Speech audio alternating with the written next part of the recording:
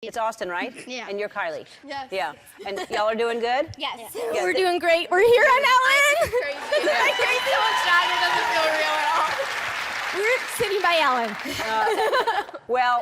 We just wanted to have you down here just to say hi again, and you're amazing. To go through over 70 surgeries, I don't know what that is like for someone to have to go through that ever, much less growing up and to have to go through all that. But you look fantastic. You feel good? Yeah, I feel awesome. Good, because you look good.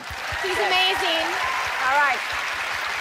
Our friends at Shutterfly love helping people tell inspiring stories. They want to give you a check for $10,000.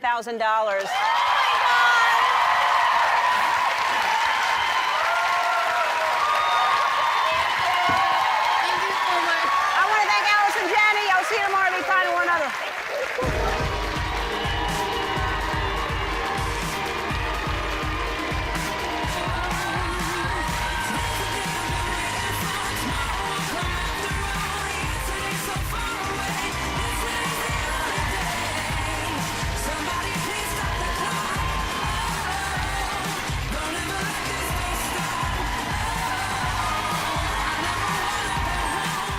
Anyway.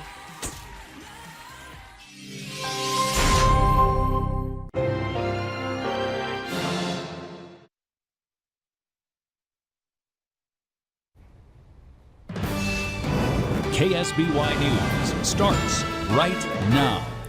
The Thomas Fire continues its rampage, spreading into new territory and shutting down the 101. Good afternoon, and thanks for joining us for this special edition of KSBY News at 3 o'clock. We're on early because of Thursday night football. I'm Dan Shadwell. And I'm Karina Corral. The Thomas Fire is closing in on Santa Barbara County, forcing evacuations on the south coast. Here's a look at just how large of an area this fire covers. Winds have carried flames west, stretching from the edges of Santa Barbara County all the way into Ventura, Santa Paula, and the edges of Ojai. CAL FIRE says the Thomas Fire has burned 96,000 acres and is just 5% contained. At least 150 homes have been destroyed, but that number is expected to rise. We've also learned a woman's body was found in the burn area. CHP officers made the discovery last night at the scene of a single car crash in Wheeler Canyon above Ojai. Investigators are working to figure out whether the crash started the fire or whether the woman was trying to evacuate. Meanwhile, evacuations have spread into Carpinteria. And we have complete coverage for you tonight. KSBY News reporter Fabiola Ramirez is near Carpinteria. She's been talking to people escaping the newly expanded evacuation zone. Brooke Martell is in San Luis Obispo with how tourism officials are working with hotels to provide rooms to evacuees. But we begin with Megan Abundis this evening. She's near Carpinteria with some insights from firefighters about why this fire has been so difficult to blunt. Megan? Dan, we actually just moved locations. We're now at Faria Beach off of Highway 101. I want to show you guys now what's just happened.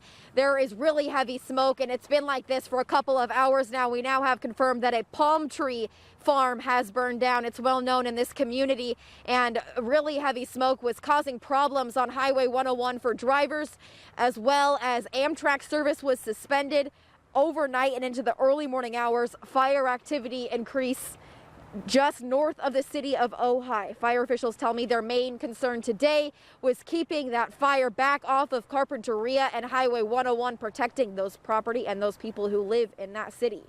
I mean, the three fronts right now are above Ojai, the 101 corridor up by Carpinteria, and then out by Santa Paula. So fire actually came around Ojai and is kind of gone past it to the north. CAL FIRE officials say their firefighting tactics keep shifting because of the weather changes, from perimeter control to structure protection. If the fire is making an active, aggressive run toward a community, then our focus is going to be toward protecting life and property. And that may take us slightly away from being able to work on some of the control objectives that we have, because we have to focus on life first, property second. Aircraft has also been significantly limited due to weather conditions. So us not having aircraft here, yeah, it throws a little bit of a wrench, but we can compensate with that by getting more firefighters in those areas, which is what we've been concentrating on over the last couple of days. Damage assessment teams have now started work to determine how many structures have burned so far.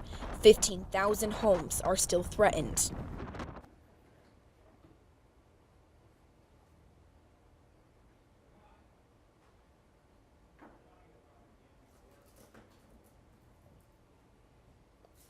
Well, it seems as though we have lost Megan's audio there. She's saying it's still a very active and dangerous fire being fueled by Santa Ana winds, low humidity in areas that have not burned in years.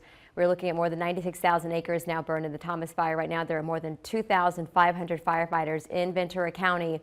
And when she asked about adding more resources, CAL FIRE officials said requests are pending. And with just 5% containment, we will likely see the number of crews increase tonight. Yeah, so a very active scene. And Dave, there's been a big question here, of course, about all the winds, and we wanted, but we're going to talk with Dave here in just a moment about that. First, firefighting crews are stretched thin all across the central and southern California regions, of course. Highway 101 northbound is open again after a small brush fire this afternoon. Santa Barbara County Fire says a car fire spread to some vegetation along the freeway around 11:30. An inmate firefighting crew on the way to other fires farther south stopped to help put out that fire. An air attack unit got that fire under control. And Dave, it's a good thing they were on scene right then and there, because man, these winds really could have made that something a whole lot worse. Yeah, and you know what's really interesting, I've got to hit these big points here. Winds are a factor, but the winds on the central coast and parts of Santa Barbara County are nothing like the winds that we're seeing in Ventura. Even at that fire command base, you can see the winds were blowing right there when that guy was talking about what the situation is. However, on the central coast, able to use aircraft today in that Solvang area. Why? Because the winds here light. Take a look at all that smoke being put up in the air, and now it's just spreading out. And we saw a little southerly wind today, and there's some mid-level southerly wind, which is carrying some of that smoke up into the central coast, and advisories for that as well. This is a look at an infrared map. We have not seen many of these because aircraft have not been able to fly over the fire. We did get one last night, which shows all these hot spots here up toward La Conchita, and of course that growth out by Carpinteria. You heard about this growth around the city of Ojai. Look at how Ojai is surrounded by the Thomas Fire right now. So that's a look at some of the mapping here. This is a look at the wind conditions. Definitely windier here in Ventura. South Mountain near Santa Paula has some winds, but out by Carpinteria and Santa Barbara, the chief concern here, low relative humidity and a little bit of southwesterly wind.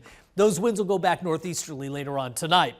So we have a number of advisories, but I really want you to note this. The wind forecast local, 15 to 25 gusts to 40. That's plenty of wind, but it's not the same kind of wind we're talking about just in Ventura County, where those winds are up to 55 miles per hour. And a number of these advisories right now, they're rewriting them. They're going to make them go into early Saturday morning. High winds, not a factor here, but the smoke is. Air quality warning for San Luis Obispo County because of all the smoke. Take a look at the wind gusts today. Tepiscay, 35-mile-per-hour winds locally. Figueroa Mountain, 30. But that's about all I could find for bigger winds. Vandenberg, 18, 12, Nipomo. Again, that's still plenty of wind, but it's nothing like Camarillo, 51, Thousand Oaks, 41, 48 in Oxnard, and 33 in Ventura. The good news is this fire is now growing into a lighter wind field. The bad news is that lighter wind field is closer to home. Back to you guys. Well, thank you for that, Dave. And as we have mentioned here, of course, the Thomas Fire has begun to creep into Santa Barbara County, causing officials to expand evacuation orders into Carpinteria. KSBY News reporter Fabiola Ramirez spoke to residents today. She joins us now live with their stories. Fabi, what did you find out? Well, Karina, it is one of the saddest things to see. What they don't want to happen to them is what happened to all these people in Ventura County. They do not want to lose their homes. They are ready to go, and those who have been asked to evacuate it did not even hesitate, grab their things and evacuated to safety. It was a striking view overnight for many Carpinteria residents to see the glow of flames getting closer and closer to town. To see the flames coming up over the hill. We never expected that. We were very confident that nothing would happen in our neighborhood. And confident they were, like many, that the Thomas Fire, which started in Santa Paula, would never reach Carpinteria. And we're just hoping that it doesn't cross over the road and get into the town of Carpinteria.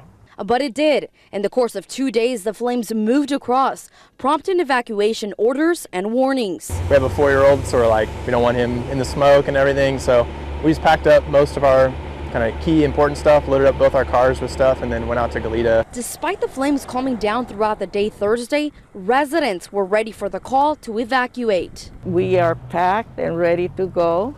I never thought it would get this far. I thought since it started in Ventura that it wouldn't, but it seems that it's inching this way. And for many people who only received a warning said they have got their things ready and they evacuated, not so much because of the fear that the fire may be coming around, but because of the really bad air quality. A lot of them had children or were sick themselves and did not want to get any worse because of this bad air quality. Live and local near Carpinteria, I'm Fabiola Ramirez, KSBY News. Bobby, earlier Megan had said that where you guys are is now a palm tree farm that caught fire. We see some folks there behind you. Do you know who those are? Those workers, owners, do you know who they are?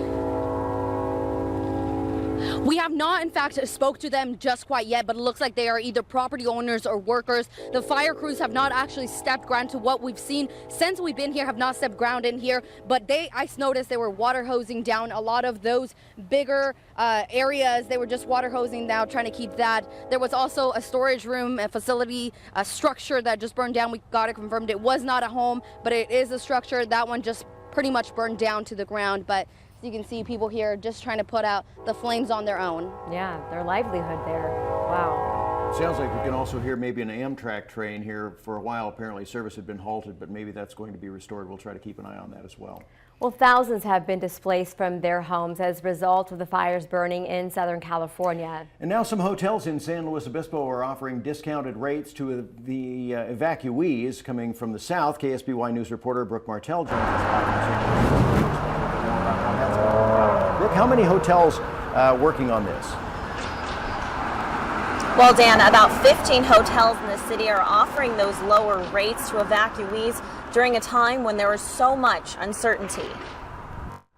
When you're going to sleep at night, not knowing if you're going to be evacuated, not knowing if it's going to spread, it's just, that doesn't work. There's no place like home, but for now, around 70 evacuees of the Thomas Fire are calling this hotel home for only $50 a night. At least 30 rooms related directly to the fires. And it isn't the only one. Apple Farm, Lexington Inn, and San Luis Creek Lodge are among the hotels offering a discounted rate to victims of the fires. The happiest city in America giving back during a sad time. Life is here and now. Some taken by surprise that they had to leave behind. I felt like maybe we didn't, like it was going to be fine, but we have a 4-year-old and my wife is really wanting to get out. Taking what mattered most at a moment's notice. What really matters to me and what matters most are not my possessions. For some of these evacuees, the hardest thing is not knowing what home will look like when they return. Last night I kind of said goodbye when I saw that the fires are there. But remembering all we have is now. It really is put you in the present. So right now I'm going to breakfast with friends and appreciating that I have this buffer time before I have to deal with things.